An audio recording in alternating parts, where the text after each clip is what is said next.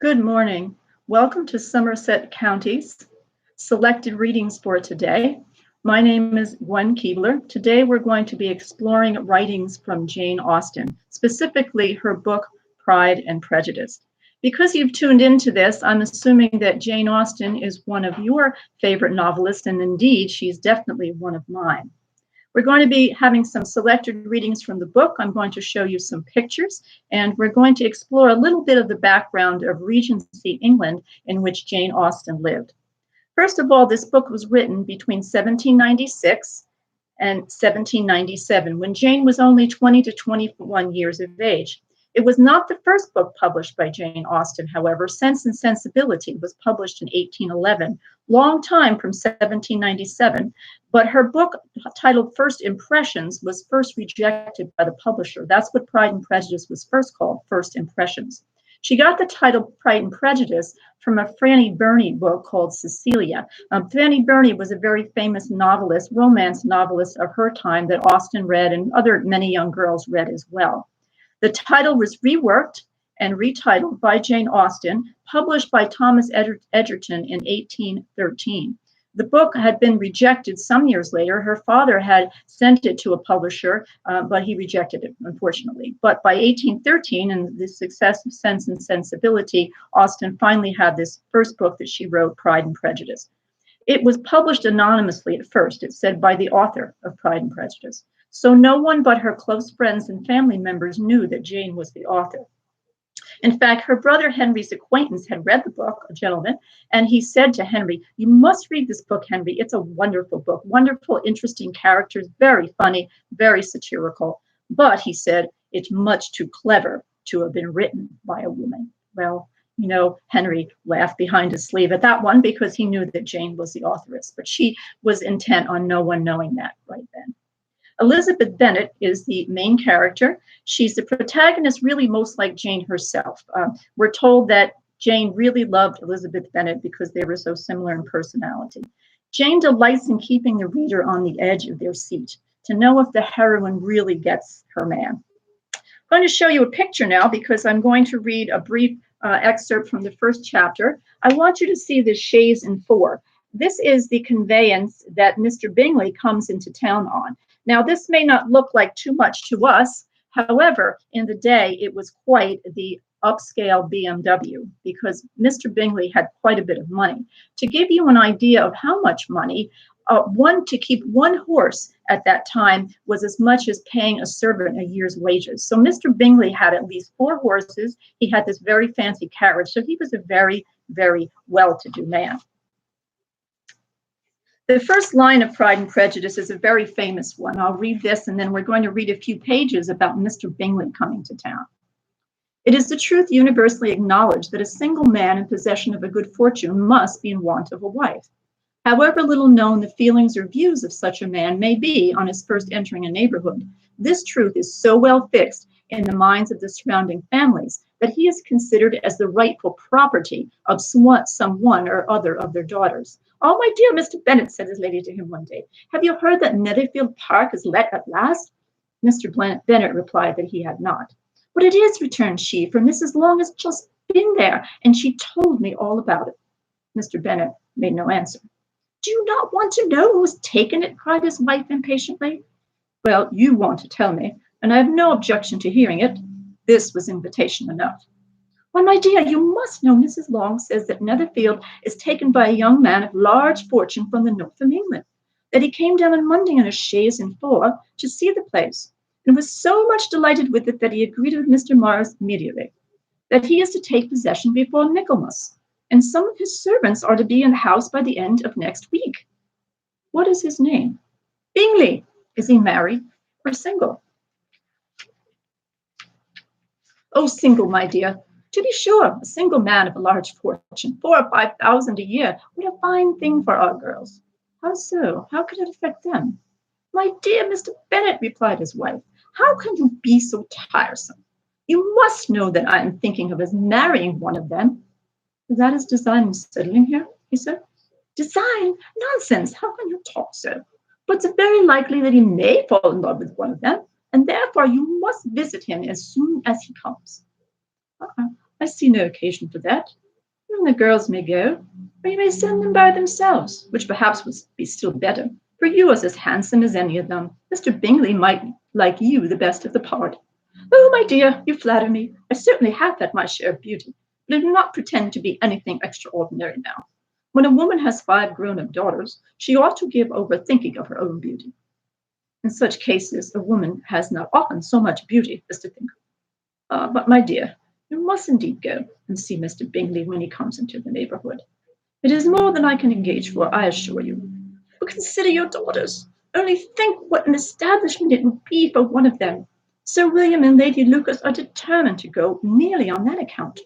For in general, you know they visit no newcomers. Indeed, you must go, for it would be impossible for us to visit them if you do not.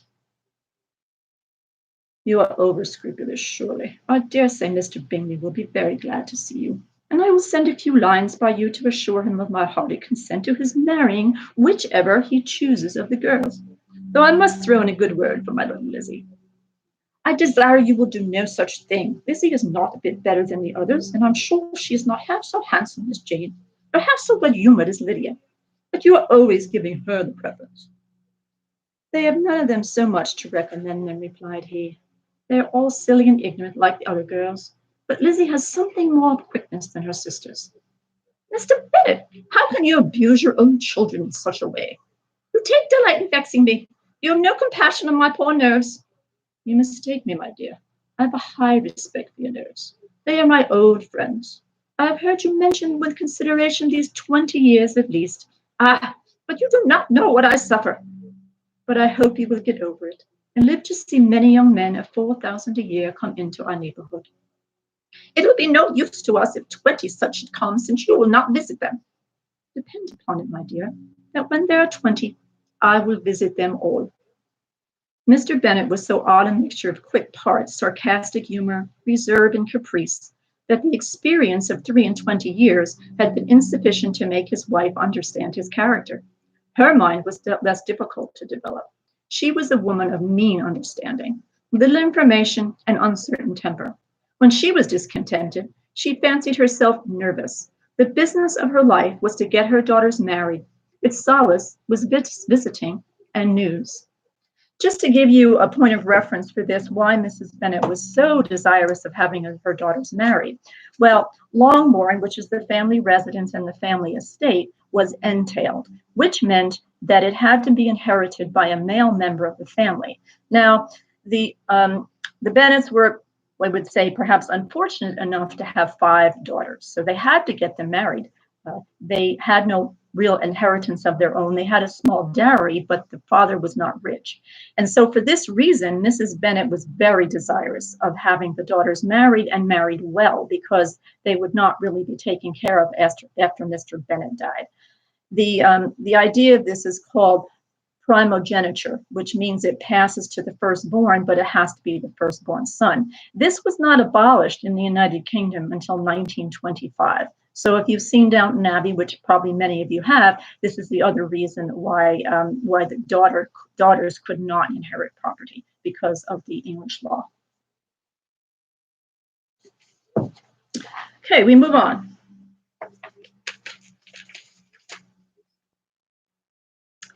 Elizabeth is meeting Mr. Darcy at this time, and she develops her first impressions, which was the first title of this book. She is not very pleased with Mr. Darcy, nor is he very taken with her, but let's find out what happens in this section of the book. Mr. Bingley, now that's the gentleman who has Netherfield at this time, who is next door, and he had a friend called Mr. Darcy. Mr. Bingley was good-looking and gentlemanly-like. He had a pleasant countenance and easy, unaffected manners. His sisters were fine women, with an air of decided fashion. His brother-in-law, Mr. Hurst, merely looked the gentleman, but his friend Mr. Darcy soon drew the attention of the room by his fine, tall person, handsome features, noble mien, and the report, which was in general circulation within 5 minutes after his entrance, of having 10,000 a year.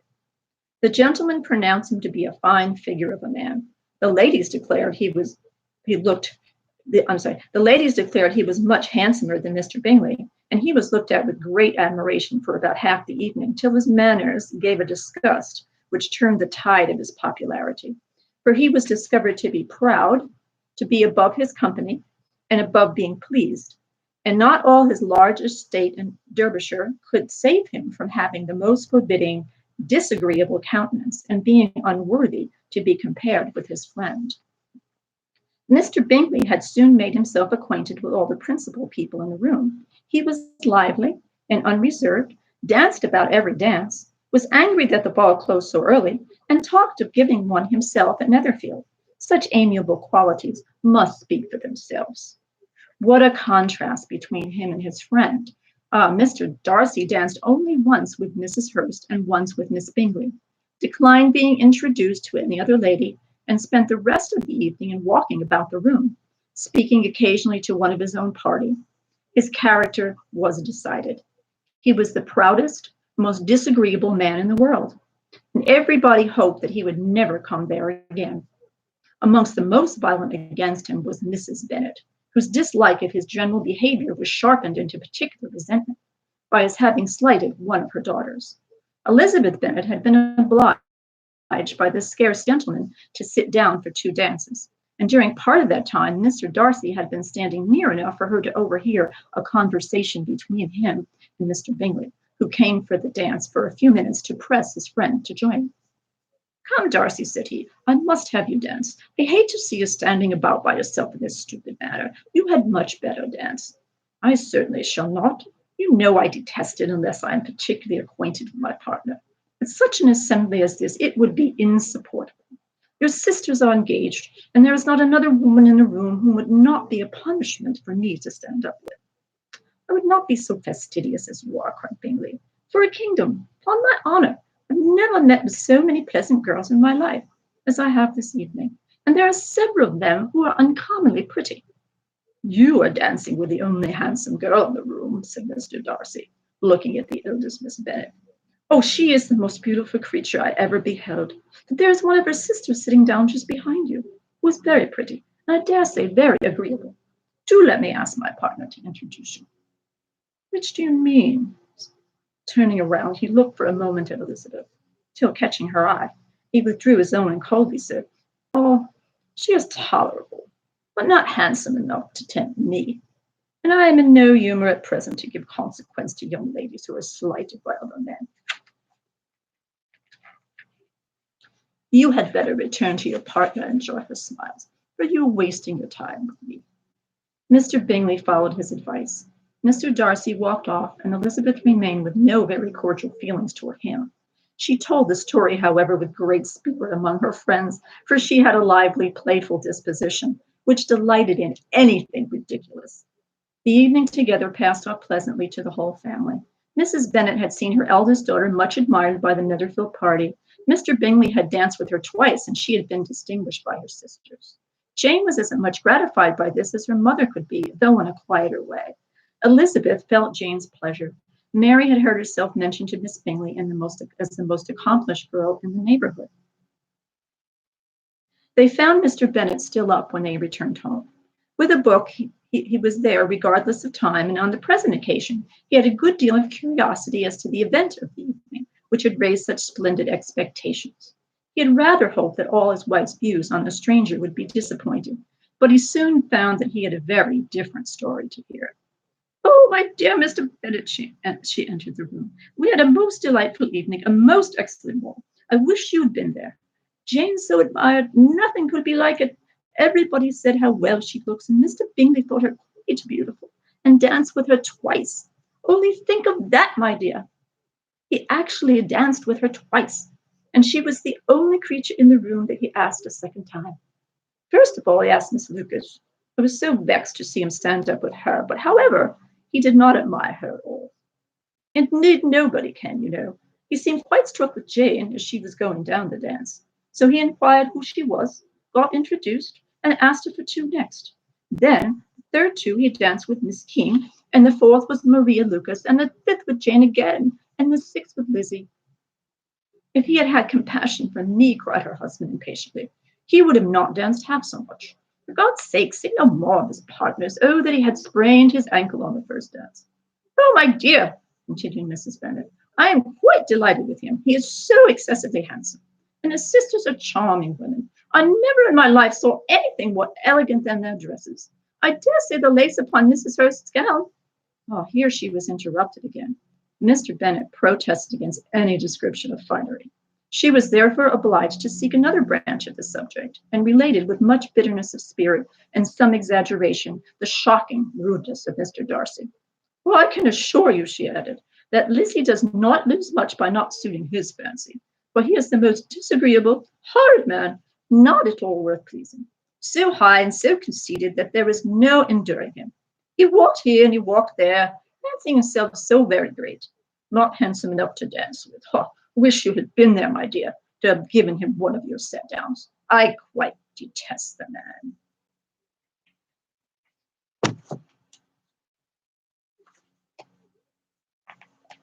Now we have Mr. Darcy's second impression of Elizabeth.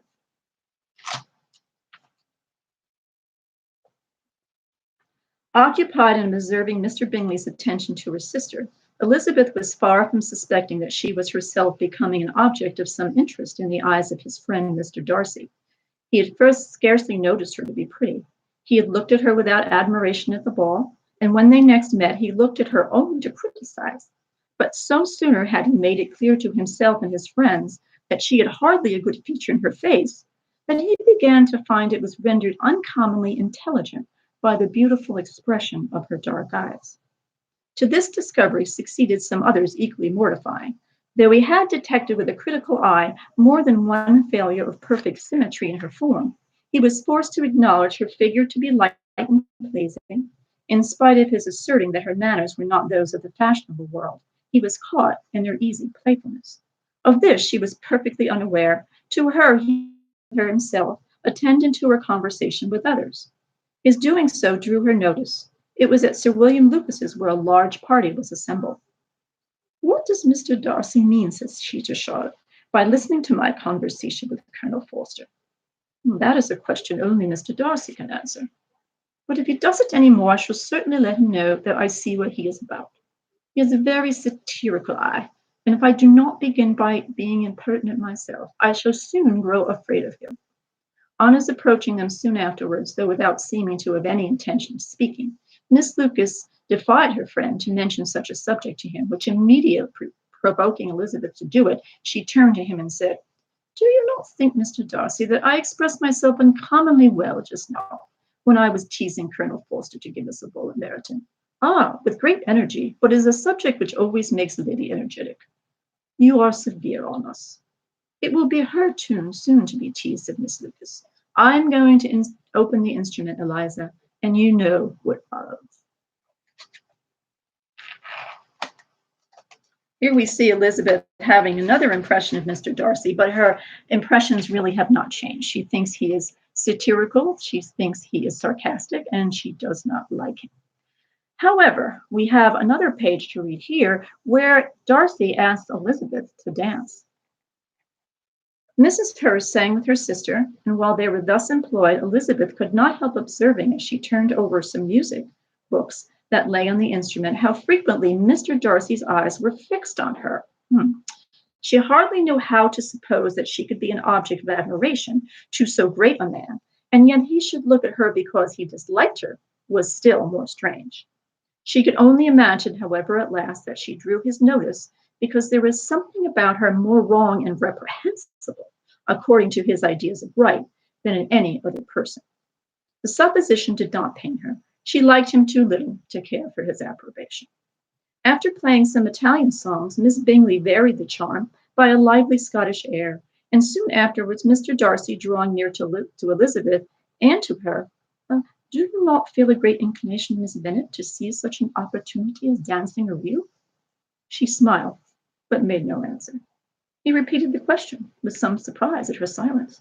Oh, said she, I heard you before, but I could not immediately determine what to say in reply. You wanted me, I know, to say yes, that you might have the pleasure of despising my taste.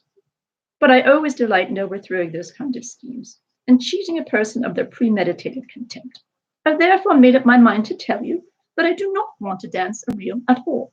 And now despise me if you dare. Indeed, I do not dare. Elizabeth, having rather expected to affront him, was amazed at his gallantry. but there was a mixture of sweetness and archness in her manner, which made it difficult for her to affront anybody. And Darcy had never been so bewitched by any woman as was by her. He really believed that were it not for the inferiority of her connections, he should be in some danger.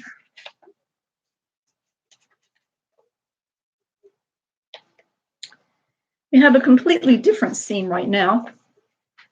Darcy and Elizabeth leave that scene, and she doesn't know what to think. He doesn't know what to think, but we have a Reverend Mr. Collins who definitely knows what to think.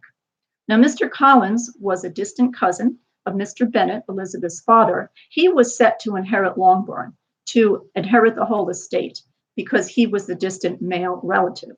That was not fair, that was not right, but according to the law of the time, that's what was going to happen. And of course, Mrs. Bennet, she had 5 daughters. She was hopeful that some one of them would marry Mr. Collins, because that would mean the family would keep Longbourn. So Mr. Collins is quite taken with each one of the girls in turn, really, but most taken by Miss Elizabeth, because she probably is the most feisty one and felt like she had the most to offer. So Mr. Collins offers for Elizabeth's hand. I'm going to read this.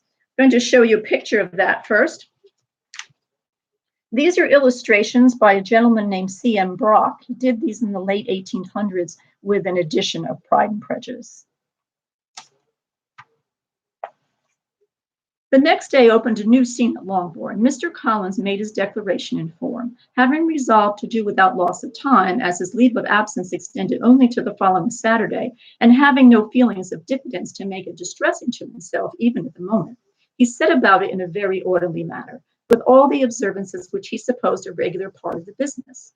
On finding Mrs. Bennet, Elizabeth, and one of the younger girls together, soon after breakfast, he addressed the mother. "May I hope, madam, for your interest with your fair daughter Elizabeth, when I solicit the honor of a private audience with her in the course of this morning?" Before Elizabeth had time for anything but a blush of surprise, Mrs. Bennet instantly answered, "Oh dear, oh yes, certainly. I'm sure Lizzie will be very happy, and I'm sure she can have no objection. Come, Kitty, I want you upstairs." And gathering her work together, she was hastening away when Elizabeth called out, "Dear ma'am, do not go. I beg you will not go. Mr. Collins must excuse me. He can have nothing to say to me that anybody need not hear. I'm going away myself." "No, no nonsense, Lizzie. I desire you will stay where you are." And upon Elizabeth seeming really with vexed and embarrassed looks about to escape, she added, "Lizzie, I insist upon your staying and hearing Mr. Collins."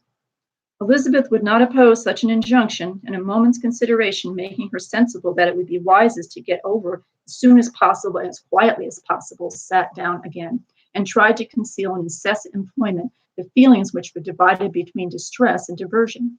Mrs. Bennet and Kitty walked off, and as soon as they were gone, Mr. Collins began.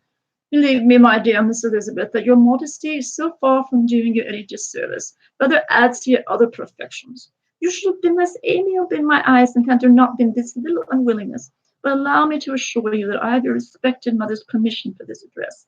You can hardly doubt the purport of my discourse. However, your natural delicacy may lead you to dissemble. My intentions have been too marked to be mistaken.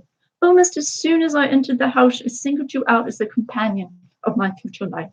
Before I run away with my feelings on this subject, perhaps it would be advisable for me to state my reasons for marrying, and moreover for coming into Hertfordshire with the design of selecting a wife, as I certainly did.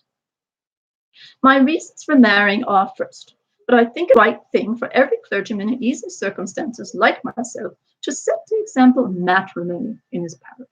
Secondly, that I am convinced it will add very greatly to my happiness. And thirdly, which perhaps I ought to have mentioned earlier, that is the particular advice and recommendation of the very noble lady whom I have the honor of calling patroness.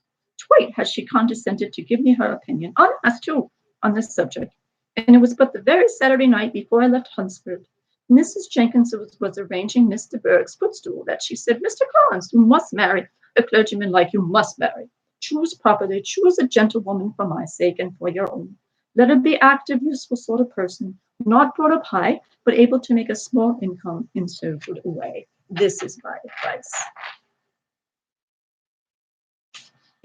Mr. Collins drones on for about a page. I won't read all of that, but Lizzie is getting very distressed and very frustrated at every turn. It was absolutely necessary for her to interrupt him now. "Oh, you are too hasty, sir," she cried. "You forget that I have made no answer. Let me do without further loss of time. Accept my thanks for the compliment you are paying me.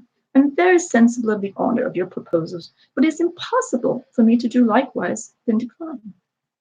"I'm not now to learn this," replied Mr. Collins with a formal wave of the hand. "It is unusual with young ladies to reject the addresses of the man whom they secretly mean to accept when he first applies for their favor, and that sometimes the refusal is repeated a second or even a third time. I am therefore at no means discouraged." "Upon my word, sir," cried Elizabeth, "your hope is rather an extraordinary one after my declaration. I do assure you that I am not one of those young ladies, if such young ladies there are, who are so daring as to risk their happiness on the chance of being asked a second time. I am perfectly serious in my refusal.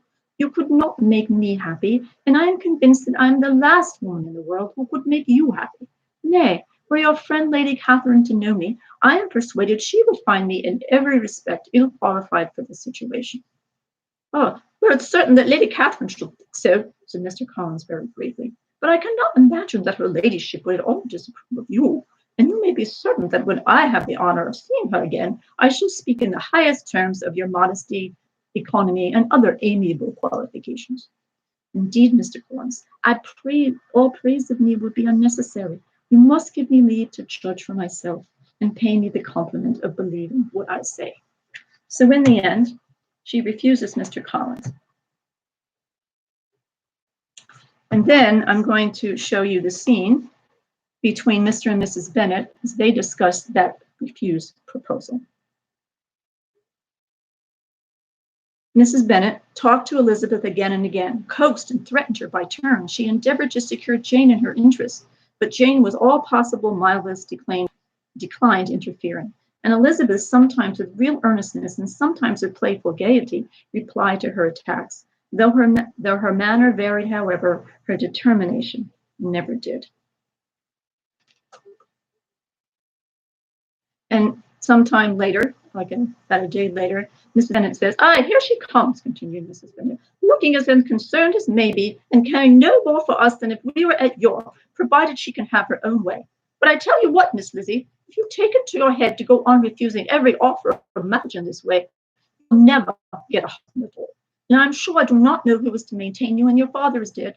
I shall not be able to keep you, so I warn you, I have done with you from this very day. I told you in the library, you know, that I should never speak to you again. You will find me as good as my word. I've no pleasure in talking to undutiful children. Not that I have much pleasure indeed talking to anybody. People who suffer as I do from nervous complaints give no great inclination for talking. Nobody can tell me what I suffer. But this is always so. Those who do not complain are never pitied." Her daughters listened in silence to this effusion, sensible that any attempt to reason or soothe her would only decrease the irritation. She walked on, therefore, without interruption from any of them till they were joined by Mr. Collins, who entered with an air more stately than usual, and then perceiving, said to the girls, "Now I insist upon it, all of you hold your tongues, and let Mr. Collins and me have a little conversation together." Elizabeth passed quietly out of the room. Jane and Kitty followed.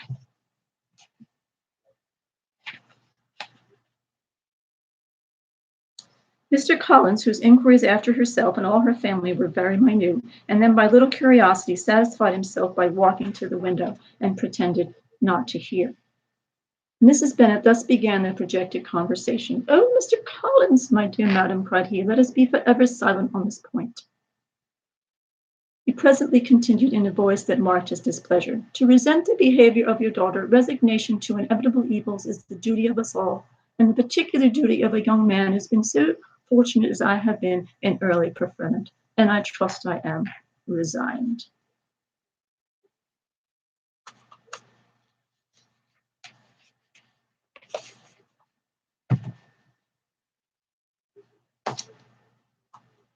They next appear at Lady Catherine de Bourgh's house, which is the patroness of Mr. Collins, the Reverend Collins. She is a lady. Her father was an earl, so she has the title of Lady Catherine, which is why Mr. Collins highly esteems her. I'm going to skip on then to the next page. Now, she has rejected Mr. Collins as a suitor. Of course, we know why, because he's obsequious, he's annoying, he's not very good looking, he's a very toady kind of a man. Now, this is not a match for Elizabeth Bennet, we know. So She is not hanging out after Mr. Darcy, obviously, because she feels that he holds her in contempt. But Mr. Darcy has been mulling this over, as we see in the last scene that we read with him. And Mr. Darcy declares himself to Elizabeth.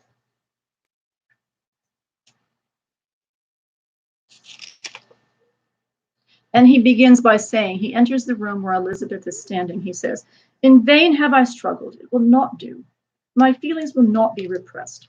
You must allow me to tell you how ardently I admire and love you." Elizabeth's astonishment was beyond expression. She stared, colored, doubted, and was silent. This he considered sufficient encouragement, and the avowal of all that he felt and had long felt for her immediately followed. He spoke well, but there were feelings besides those of the heart to be detailed, and he was not more eloquent on the subject of tenderness than of pride. His sense of her inferiority, of its being a degradation, of the family obstacles which judgment had always opposed to inclination, were dwelt on with a warmth which seemed due to the consequences he was wounding. But he was very unlikely to recommend his suit.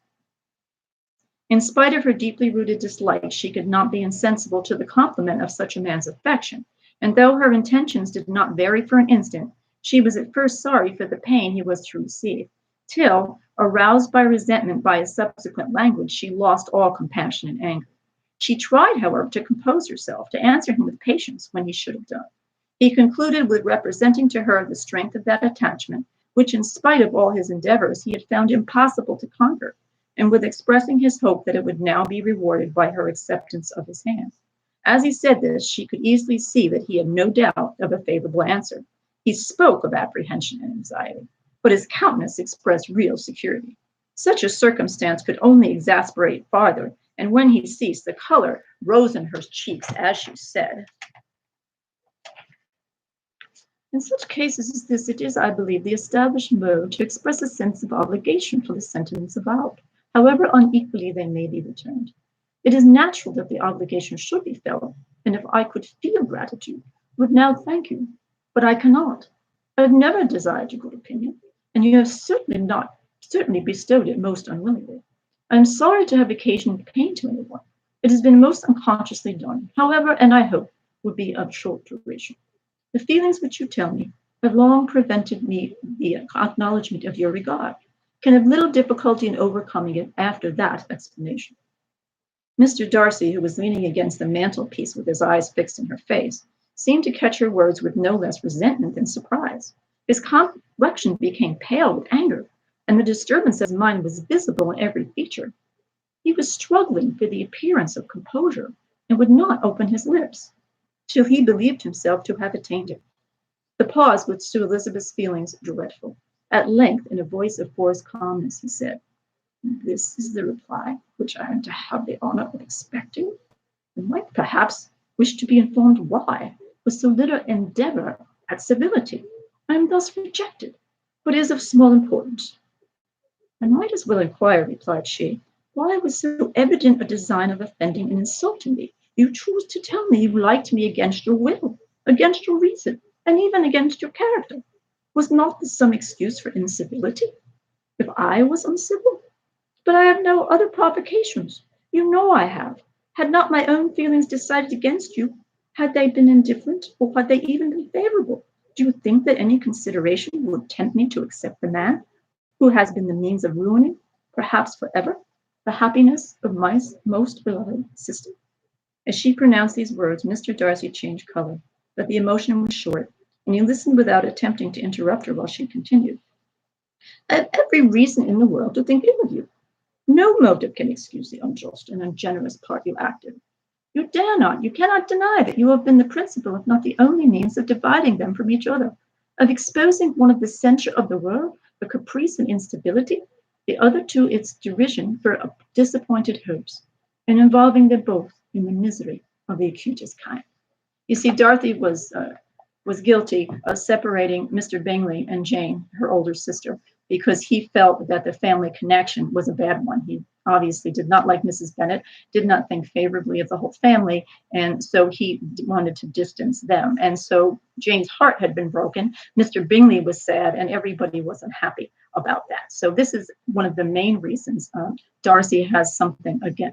Elizabeth has something to Darcy, obviously because he didn't think favorably of her at the ball, and there were other situations where he snubbed her. But the main reason is because he had been the instrument to break the heart of her sister. A couple of other things about the Regency period that you might be interested to know.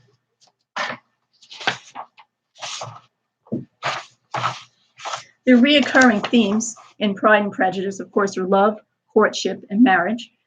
Usually it was customary for the first house to marry before the others. This did not happen in Pride and Prejudice. If you read it, you know that one of the younger daughters, not the youngest, but the next to youngest, got married before any of the rest of them. Jane should have been the first to marry, but she was not in this situation. So this was a little bit not the situation where it should have been. It was very important with social order and manners. Very important that you would keep within your own class, that you would keep within your own social rank. Manners were very important, not manners as we think of them, which would be how you sit at the table and what you say to people, but this was the whole of life for them.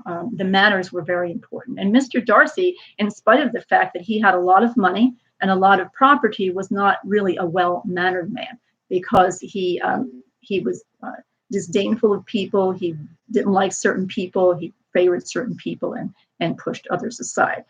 But Jane Austen wanted to see the motives behind this behavior. This is what she's doing in this book and any of the other books.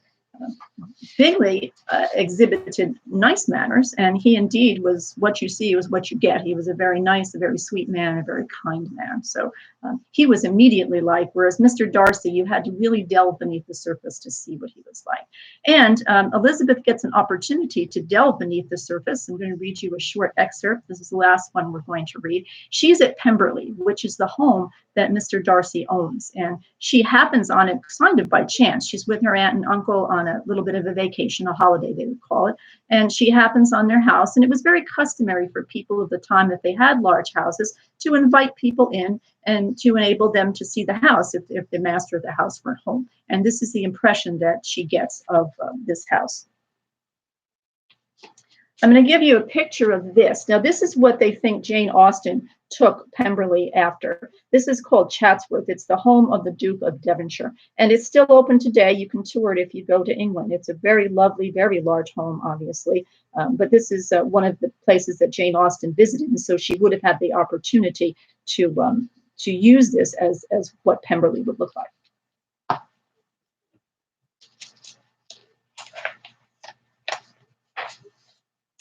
Elizabeth, as they drove along, watched for the first appearance of Pemberley Woods with some perturbation, and when at length they turned at the lodge, her spirits were in high flutter.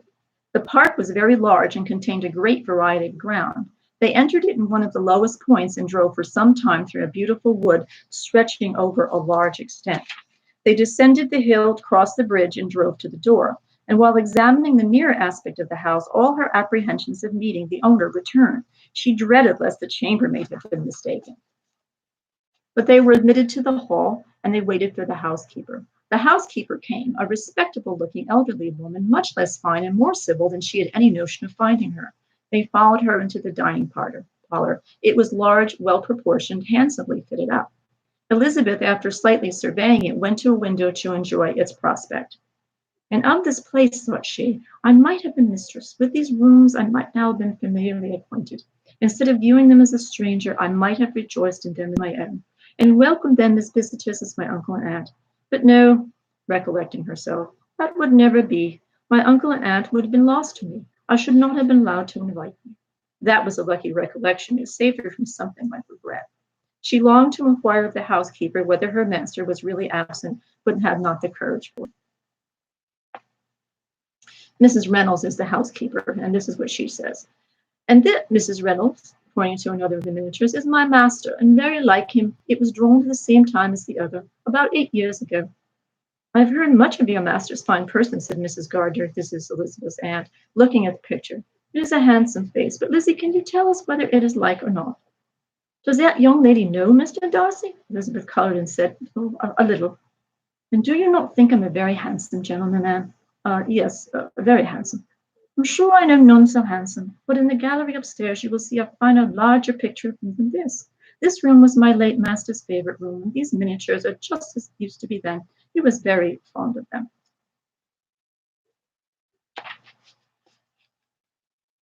"Is your master much at Pemberley in the course of the year?" "Oh, not so much as I would wish, sir, but I dare say he may spend half his time here, and Miss Darcy is always down for the summer months." "Except," thought Elizabeth, "when she goes to Ramsgate. If your master would marry, you might see more of him." "Yes, sir, but I do not know when that will be. I do not know who is good enough for him." Mr. and Mrs. Gardner smiled. Elizabeth could not help saying, "Oh, it's very much to his credit, I'm sure, that you should think so." Now, Mrs. Gardner goes on to tell Elizabeth how wonderful Mr. Darcy is, that he is the model person to run this estate, that she is very much in awe of him and his employer, and he's a wonderful man. He's a kind man. He's a generous man. Everything that you would want someone to be, which really makes Elizabeth think, well, this is very odd. This is not the first impression that I had of Mr. Darcy.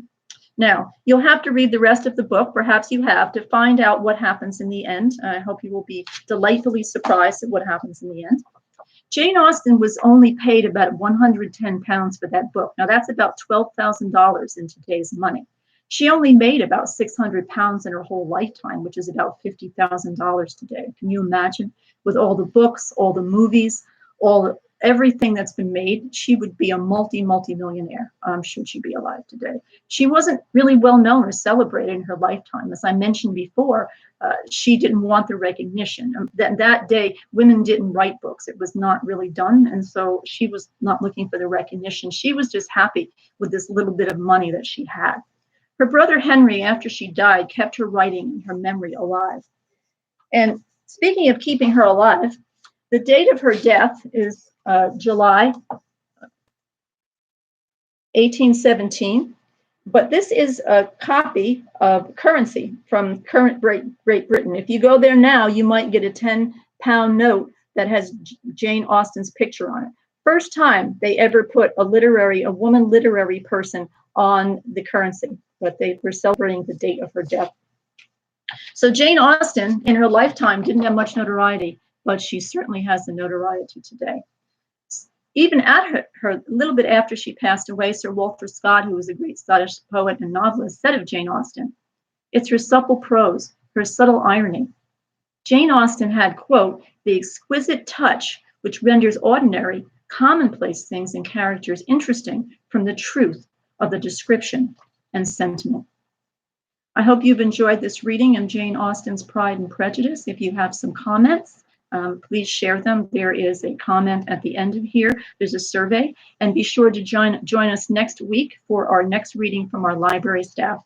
Have a good afternoon. If you can, get out into the nice sunshine. If you have the inclination to do so, you can download this book, Pride and Prejudice, onto your computer or onto your device. It's available in the library. I have a couple of other books I'm going to show you that are also available in the library. They are not ebooks right now, but once the library opens, which we hope will be soon, you can take them out. This is Tea with Jane Austen. I'm sorry that this is probably not readable because the type is reversed, but this is my own personal book, which I bought at Hatchard's bookstore in London a few years ago, which was frequented by Jane Austen. It's in Piccadilly, and you can buy this book there, or you can get it in the library and peruse it at your leisure. Another book that's in the library is this book. It's a cookbook. You see, I like food, right? Because I buy all the things that do with food. And this has recipes by Martha Lloyd, who was a longtime family friend of Jane Austen and lived with her and her sister for a while. This is also available in the Somerset County Library. So once we're back, take a note of that and get them out, get some recipes. Some of them are very easy to make. I've made a couple of them, and they're very delicious. So thank you for viewing this, and we will see you again soon.